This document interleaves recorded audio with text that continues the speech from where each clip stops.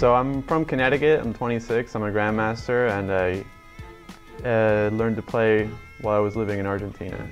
So that's it, that's all my, that's all that's relevant to me, I guess. But okay, so tonight I wanted to look at a game that it's one of my favorite games of mine to look at because it's one of my worst games. But one of the interesting things about it is that it kind of showed me what I need to look for in games I lose, because it was a devastating game for me because it was a World Junior Championship game, and I got completely crushed. So after it happened, I was like a suppressed memory. I didn't look at it I didn't acknowledge that it ever happened. And then I started analyzing it, and I realized, like, wow, I really did everything wrong in this game. So I was able to target. Eventually, I was able to target these like deep conceptual mistakes that I was making, and it helped me just look even further back at games that I had played, and I started to realize I had been making the same mistakes for a long time. So let me just flip this here. Yeah. So I was white. Oh. Should have set this up before, I guess. Okay. So I was white, and I was playing, to my defense, against a very strong player. He's like 27, 20 or something now. He's a Ukrainian grandmaster named Kryvoruchko. And he decided to play an opening we were talking about earlier called the Sveshnikov. A lot of you probably know this opening. It's very popular and very dynamic, and hence very tricky. And here we go, e5. I know you like to play the Kalashnikov, which is a similar idea, except you're including these two knight moves. And I guess the biggest difference would be that white doesn't have that option of moving the pawn up to c4. So. Okay, so that takes away that idea. Yeah, so you're narrowing down a little bit white's options. So after d6, the bishop comes to g5. I know. I think you're an advocate for this move. And now you really have to chase the knight away, unlike the Kalashnikov, where you can kind of just leave this knight roaming about b5. If you're not careful, say you play a move like h6, then white's just going to take this knight, and you can't recapture with the queen because of knight c7. So, and you can't really play bishop e7 yet because I can still take this knight, and you can't take with the bishop because now this pawn is hanging. So after knight takes e6, you have problems. And if you have to do this, that just doesn't look very nice. Yeah, I mean. Black do that sometimes in these structures? Yeah, but usually this bishop is going on this side, and you're preparing f5. I don't think it works out so well with the bishop on e7. Usually you've already kicked the knight back, and since there's no pressure on d6, you can just move the bishop the other way. But unfortunately, my opponent was well aware of these subtleties and proceeded to kick my knights back. So I definitely have to do something immediately, because black is threatening to fork my knights with b4, and even if he wasn't threatening to do that, this knight is horrendously placed. I mean, it's just at the side of the board, and I know it sounds optimistic, but usually white is able to reroute this knight all the way to d5 and get a pretty decent position. So that's what I tried to do. But first, I need to free up the c3 square for the pawn. That way, the knight can actually move. So bishop e7. I got rid of the defender of d5. That way, my knight is uncontested for now. And c3. So bishop g5. Knight c2. So it looks like things are going according to plan for me. I'm I'm going to be able to bring my knight and support the other knight on the d5 square, especially now after my opponent played knight e7, trying to get rid of this guy. I should be able to, either through knight e3 or knight b4, maintain a knight on d5. So here is where I made my first mistake. I played this move h4.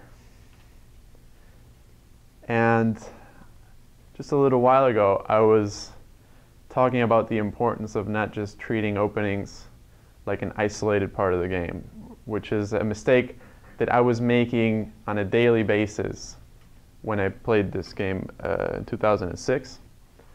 I would say, okay, today I'm just going to study openings, and I would sit down and just memorize theory, and after move 15, I'd be like, opening's over, I'm going to go watch TV, you know, and just have openings, endgames, all in their separate categories, and just treat them as unrelated subjects. This is very dangerous because you're missing out on the rest of the game, because an opening, all theory is a portion of a chess game that actually happened. That's what theory is. Someone either published their game or published some analysis, and you're just paying attention to the first few moves. So theory might say, okay, and after h4, white is better. And if you take that at face value, you don't really know what's going to, you know, where are the pieces going to go? What are the subtleties? And this is exactly what happened to me here. h4 was the main line. It had been played by Anand, and that was good enough for me. I'm like, well, if Anand played it, then I'm going to play it. But after bishop h6, I wasn't really sure what the idea of h4 was. And at that point, I wasn't even ready to ask myself that question. I just knew it was theory, so it had to be right. And this is a move that I really don't like, just looking at the position. Because this pawn is going to be very weak, and I'm not going to be able to play normal moves like bishop e2 and castles, because I'm always going to have to worry about this queen taking my pawn. So in hindsight, and I have played this position again, and knight b4 is a much more reasonable move, with the very simple idea that if knight takes d5, I just play knight takes d5, and I'm still in good shape. So What if a5 though, after b4? Here? b4. okay, so a5, I might be able to throw in this intermezzo move, bishop takes pawn with check. And even if I wasn't able to do that, I could probably unload here on e7, and then when you take back, just bring the other knight in. But I think just this bishop takes pawn is too big of a problem right now.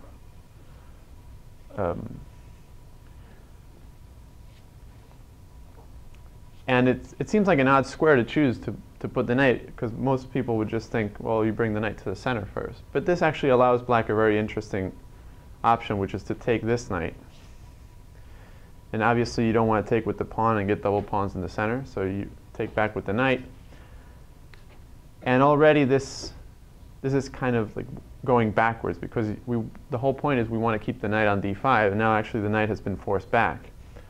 So now black just plays bishop b7 and threatens the pawn on e4, and the knight can't go back to d5 so comfortably because there's too many pieces threatening it. And as we'll see in the game, white really wants to avoid any kind of pawn structure where this pawn on d6 is blocked, because the only way we can take advantage of this weak d6 pawn is if we keep the d file open, because ideally we would want to set up a battery of rooks and queens that's going to put pressure on d6. And if we're forced to put a pawn on d5, you can forget about it. We're never going to get to this pawn again. So for that reason, most people choose to bring the knight out this way, because now there's no way of getting this knight out of d5. So I played h4. And after bishop h6, I played a4 first.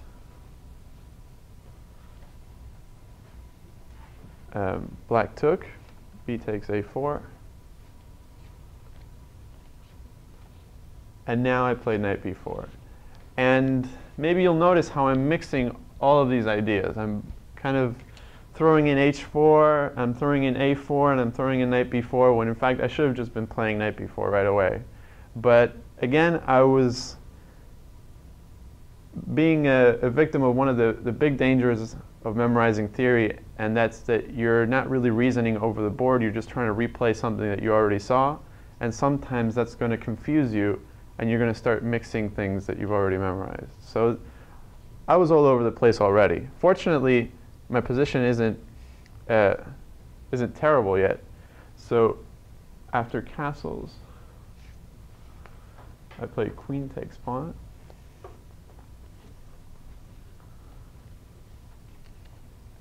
And after a5, I developed my last piece with bishop b5. Just taking advantage of the fact that this pawn on a5 is pinned because the rook on a8 is hanging, so I don't really have to worry about black taking my knight yet. And now after knight takes d5,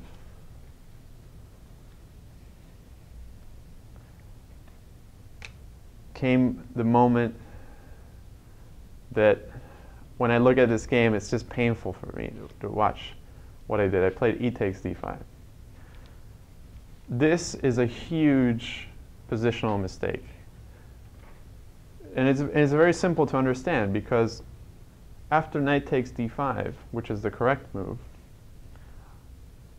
I'm not immediately putting pressure on d6, but I'm always reserving the right to do so later, because there's nothing to say it's going to stop me from playing maybe a move like rook d1 and then moving my knight away and then putting pressure on d6. My position retains its potential to be very annoying. Unfortunately, since pawns can't move back after e takes d5, this transforms the position permanently. There's nothing that's going to change this pawn structure unless something ridiculous happens, like he plays bishop e6. Then yeah, I would get pressure again, but the likelihood of that happening isn't very high.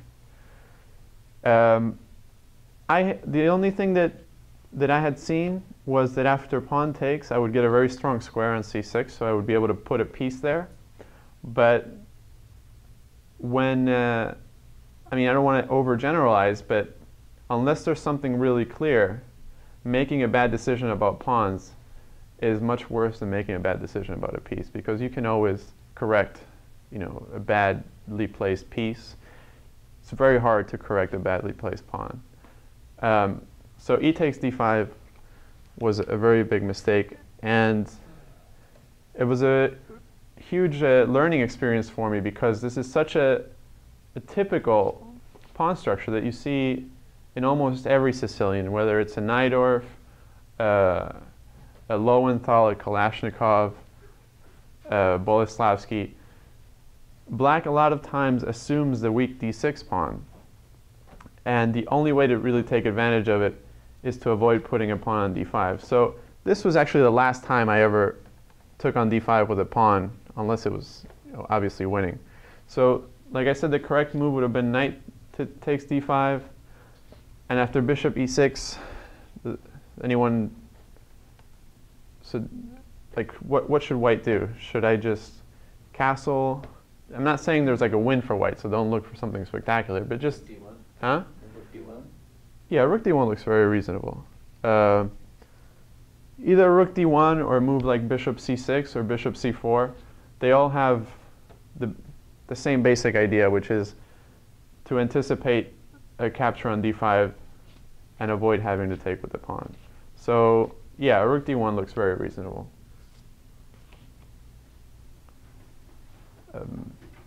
There are still some problems for white, like this pawn. The reason I can't really castle yet is because this guy's hanging, so I'm probably going to have to do something weakening like g3, and black is probably already a little bit better here. But my pieces are okay. After e takes d5, not so much. So black plays f5. One of the big advantages now that white has surrendered some of his control over the center is that the black pawns can start rolling. And after knight c6, queen f6. I realized I can't castle, and I don't really have pressure against d6, so there's not that much I can do. So I played this move b4, which has its idea. I mean, I just want to take a pawn and try to get it as far up the board as possible. But it's usually not a very sensible idea to start looking for complications when your king is in the center of the board. So here my opponent just played e4, opening up the diagonal for the queen. And now black is threatening to take on c3, which is a very serious threat, and a threat which I totally ignored. I should have just defended this pawn with maybe queen c2, and instead I took on a5, and queen takes c3, king f1. I figured, well, since I'm not going to be able to castle anyway because my pawn is hanging on h4, I might as well just get this pawn on a5, which looks kind of threatening, but isn't really. And I don't really care that I have to move my king because I wasn't able to castle before anyway. And now I was hoping that my opponent would allow me to play a move like rook h3. And once I swung my rook around, I kind of fake castled and solved my problem. After king f1, however, my opponent's not going to let me play rook h3, and he played e3 here, which is a very strong move. And the problem now is that if I take this pawn, what does black do? Does he take back here immediately?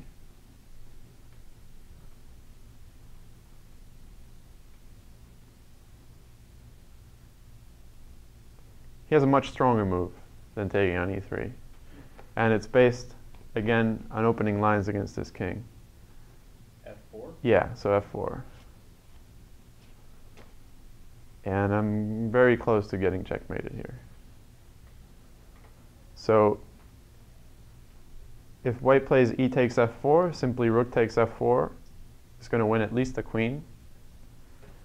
And if white wants to keep the position closed with e4, then just f3. And I haven't really solved the problem. So against e3,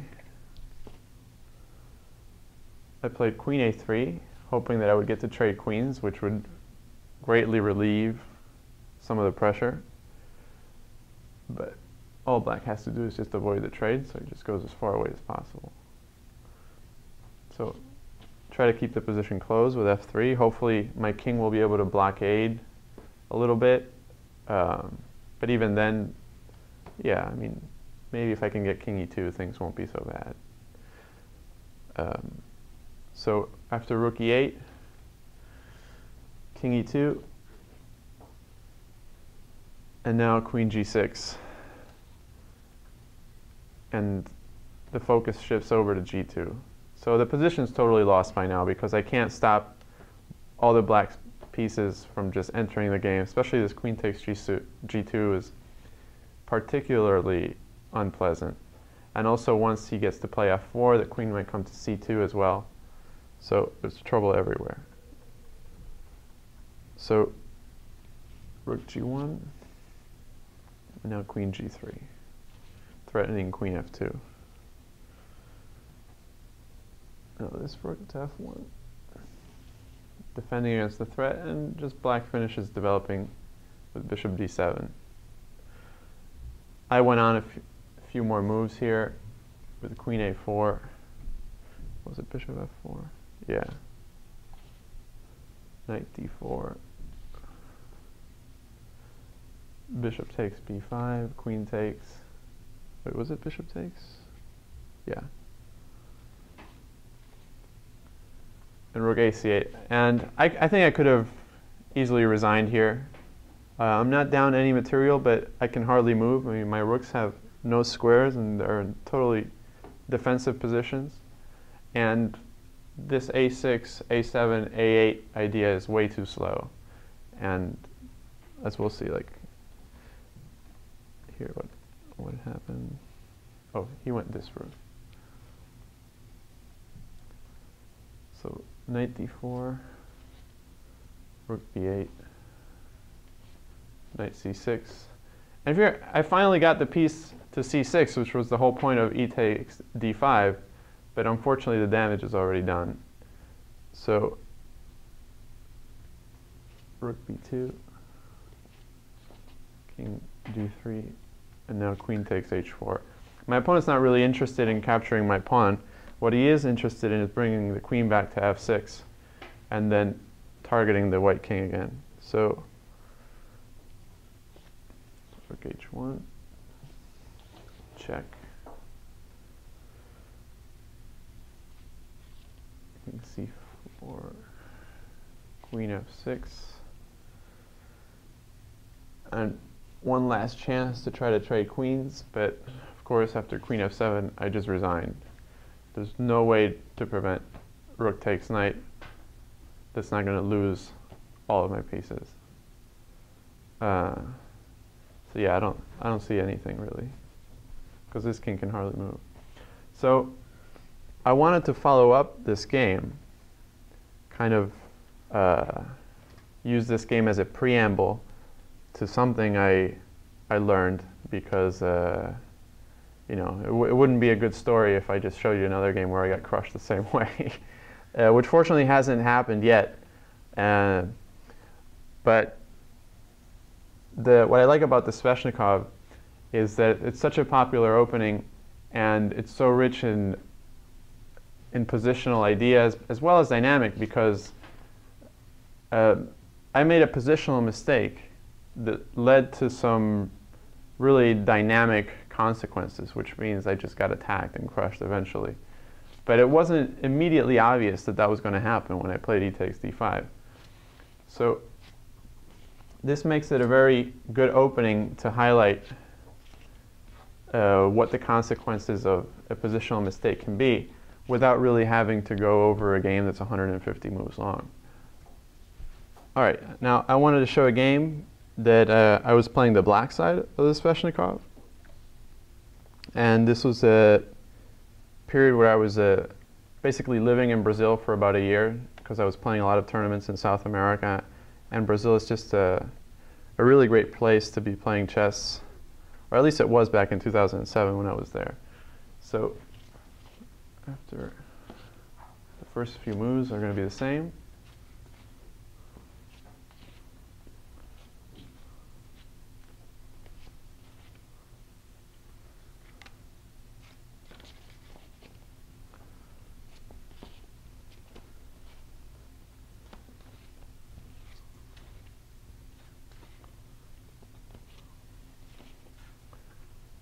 And the reason I started playing this opening with black was that that game that I just showed you that I lost was such a vicious beatdown that I thought this variation was just amazing for black, and nobody knew about it.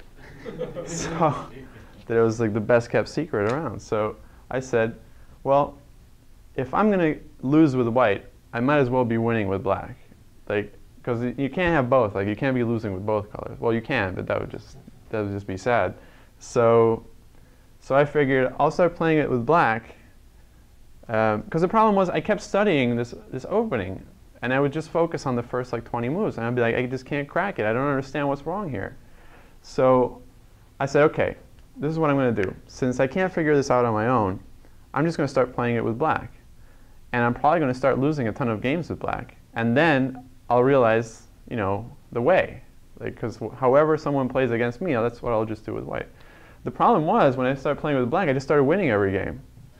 So I was like, well, that's nice, but I still can't figure out what to do with white. So I just started playing something totally different with white until, you know, until I could figure it out. But So c3.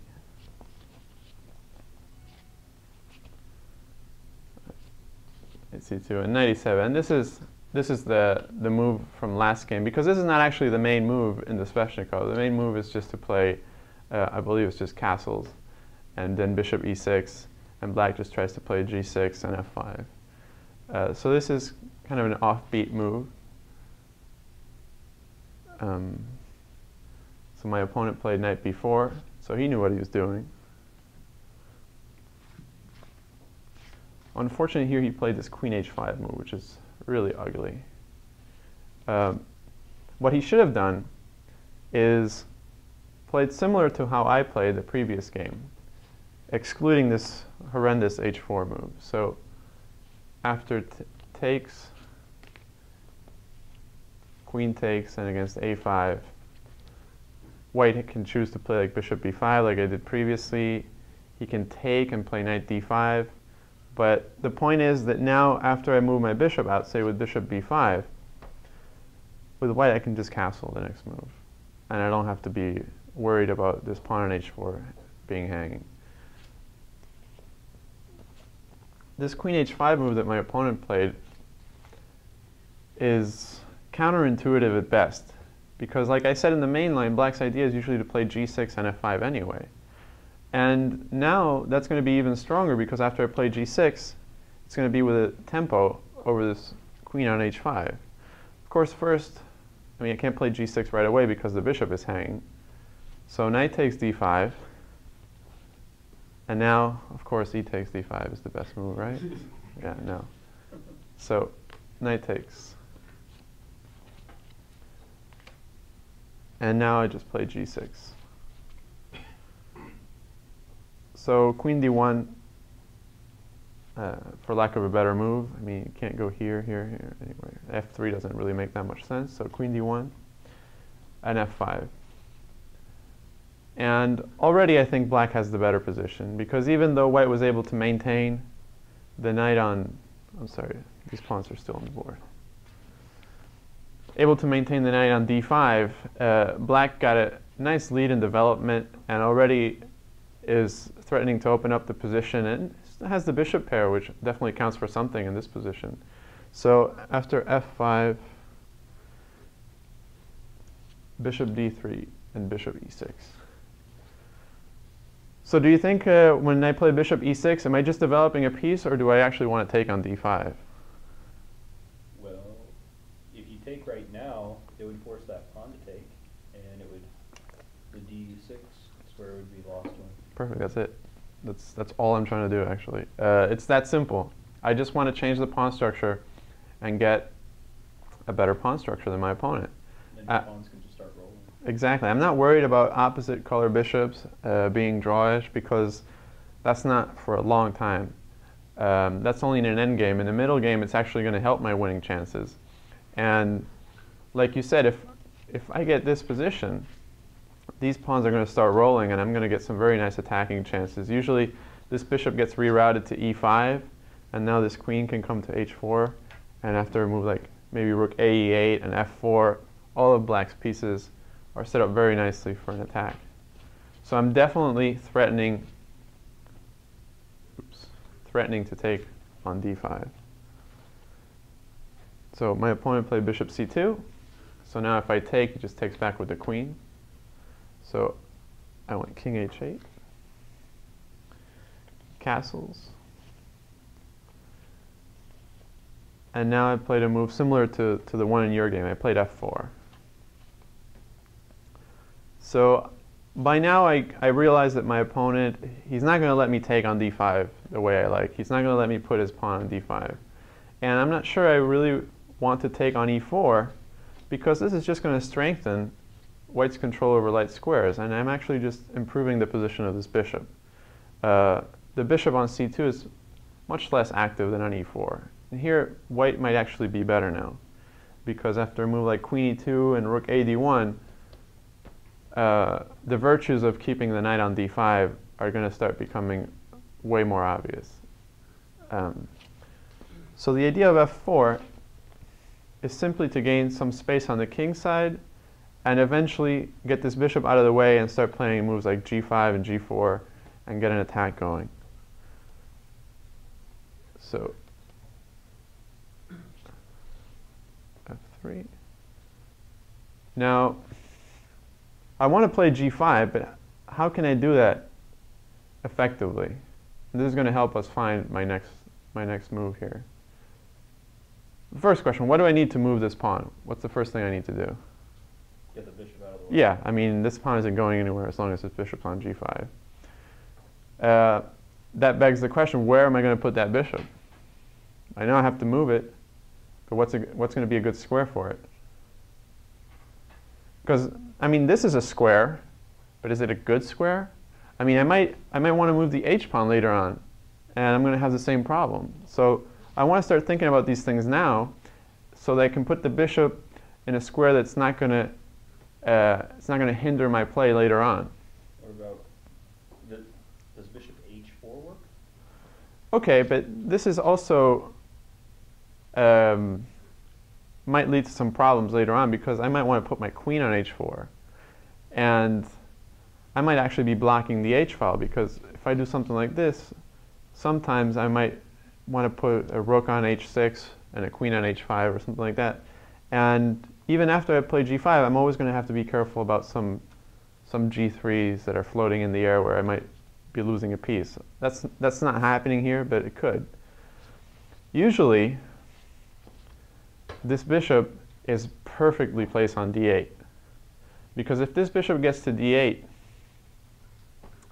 it's definitely not going to interfere with anything I'm doing on the king side. But it's also going to dominate the knight on d5.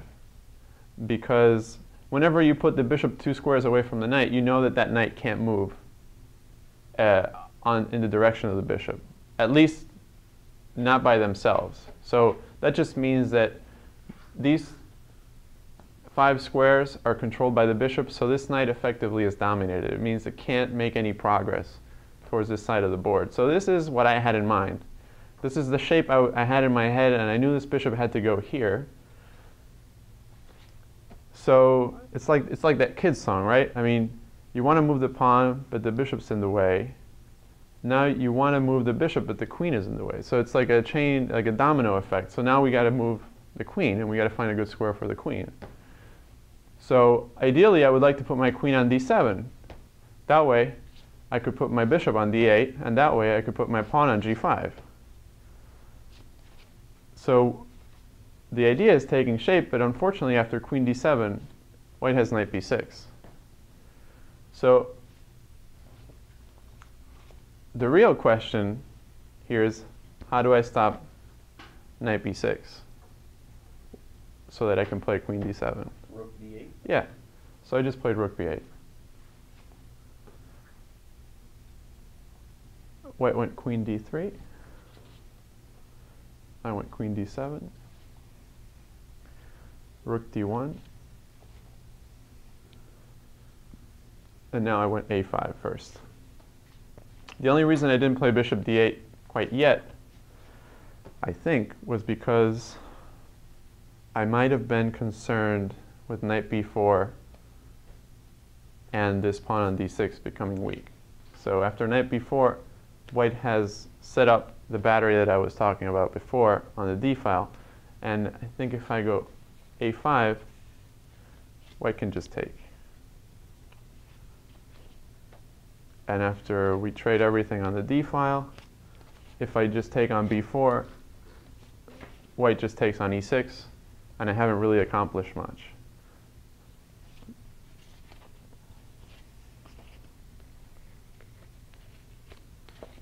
So here,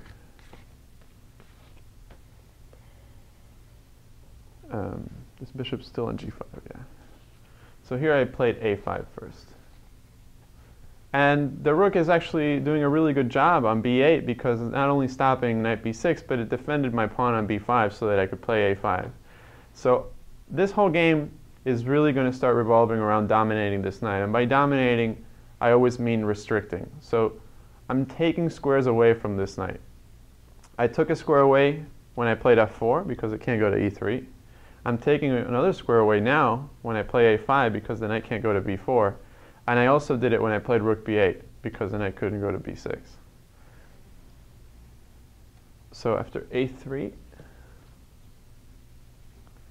bishop d8.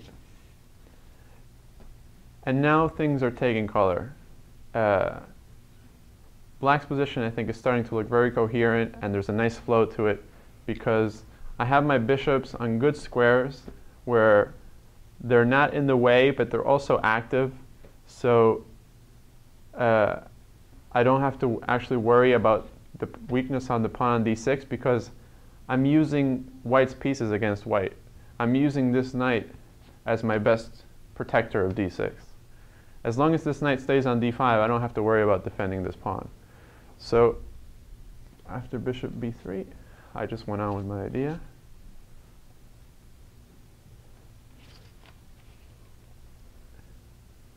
Rook g8. So this is why I didn't want to keep my bishop on h4 or on h6, because now I'm planning to play h5 and g4. King f2, kind of anticipating my idea. So what white is preparing is that if I play h5 and g4, he's just going to take with the h pawn and open up the h file, and it's actually my king that's going to be in trouble. So what I decided here was that I needed to find a good place for my king. Because yes, this is my idea. This is what I want to do. But I don't want to do it with my king on h8, because my king is going to become very vulnerable there.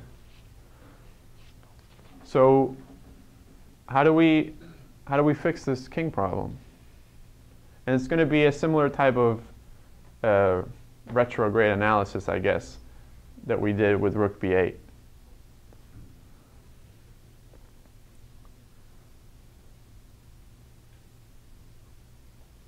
It's kind of the same idea that white played. White just moved the king to f2, and I know I want to get my king out of h8. King g7? Yeah, I mean, this is where I would want my king.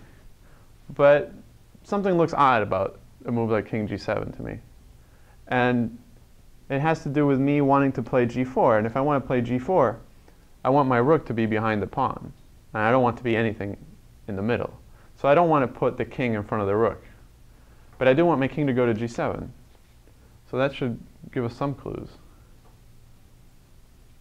Okay, so rook g6 first. Yeah, exactly. So the idea of rook g6 is just to play king g7 and not be obstructing the way of the rook. So now after I do play king g7, I'm ready to just continue with h5 and g4. So rook h1, king g7, rook 8, e1, h5.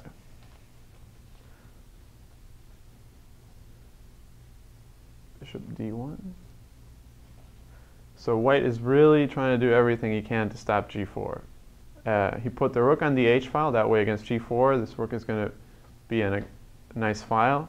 Put the bishop on d1, because if I rush things now, for example, if I play g4, which would be, I think, a bad move here, after all of the trading, here, bishop takes, queen takes, I might have jumped the gun and inadvertently made some bad trades here, because what we've ended up with is a really good knight that really has no piece that can dislodge it from d5. I mean, that light square bishop was the only thing I had questioning the dominance of this knight on d5. And against the bad bishop, this bishop, I mean, it was good when we had the bishop pair, because the job of this bishop was to make sure this knight couldn't jump anywhere, but we also had the other bishop that was making sure that if things got too out of control, I could always take down this knight. Here, with a move, say, like queen h3, if I'm forced to trade queens, this endgame is going to be incredibly unpleasant to play with black, just because this knight is so strong. So after bishop d1, I need to be careful not to trade the wrong pieces.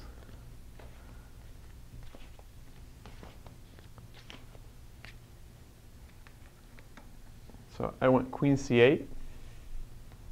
I'm just trying to find a better square for my queen, since I don't want to play g4 and get my queen to g4, allowing this knight to stay unchallenged.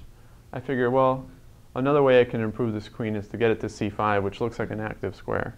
I could have also played queen a7 with check, which would have probably been a little bit better, just because I don't need the queen to be on c5. It does the same thing from a7. What about queen f7? Queen f7. No, I want to do maybe. The idea to take this guy, Yeah, maybe. it might work.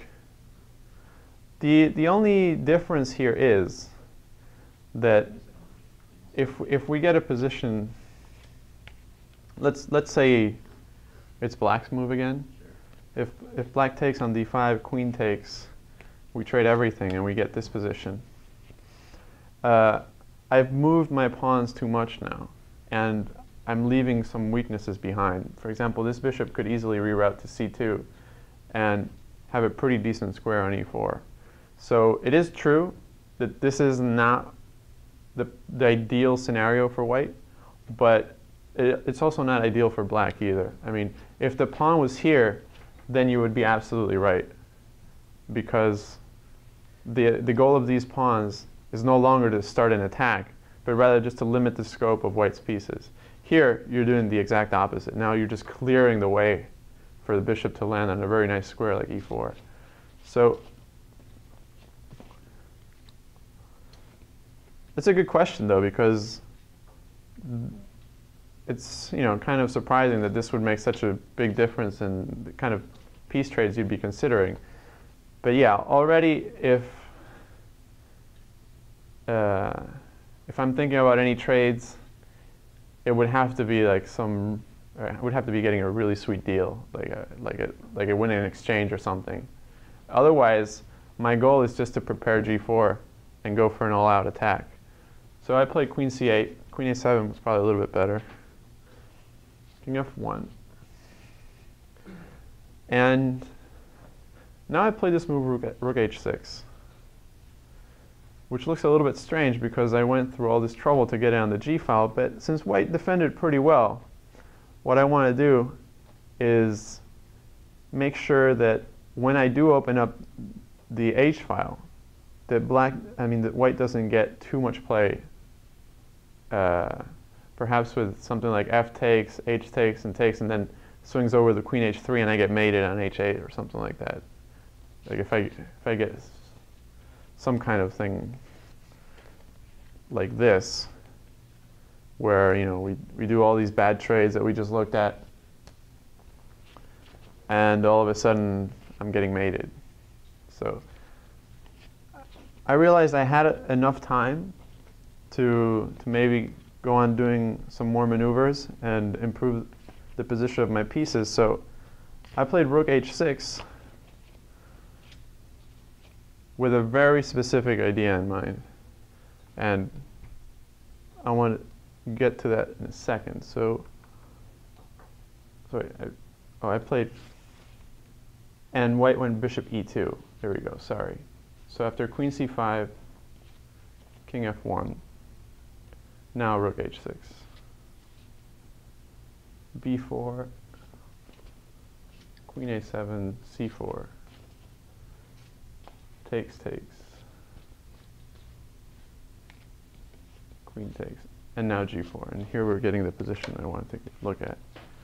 So we trade on the h-file. Now what's a good move for black here to avoid all this king takes and possible problems along the h-file? g3. Yeah. So this really throws a wrench in the gears for white. Obviously, the immediate threat is just this faraway queen just going to f2 and checkmate. So he doesn't have time to take your bishop either. which? The light square bishop. Oh, right. There's no rook takes bishop just because of queen f2. But actually, the problem is not how to defend this rook. It's not really obvious how are you going to stop this checkmate. There's no really good way of blocking the action of the queen. So after g3, actually checkmate is inevitable. So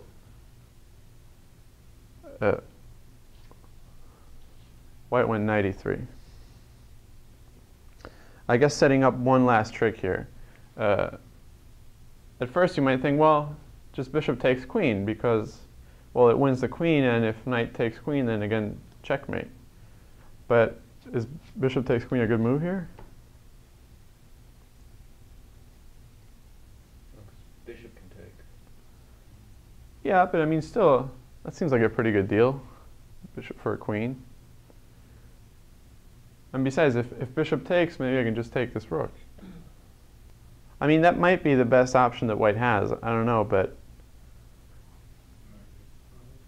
is there something better here for black?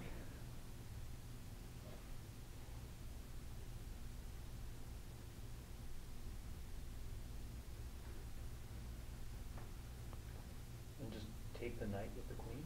That's what I did. And what about what happens after rook g6 check?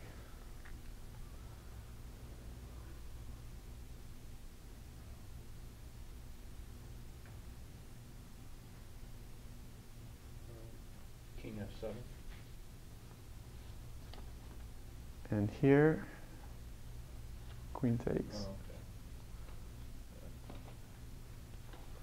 Oh, okay. Yeah, and if king h7, this might be a little bit unpleasant. Just repetition. Yeah. So we go back and we get the same position. Is there something better? We know king f7 is no good and king h7 is only a draw. Okay, so king f8. Okay. So now if queen takes, it's not with check, so we have enough time to play checkmate. So white played rook check.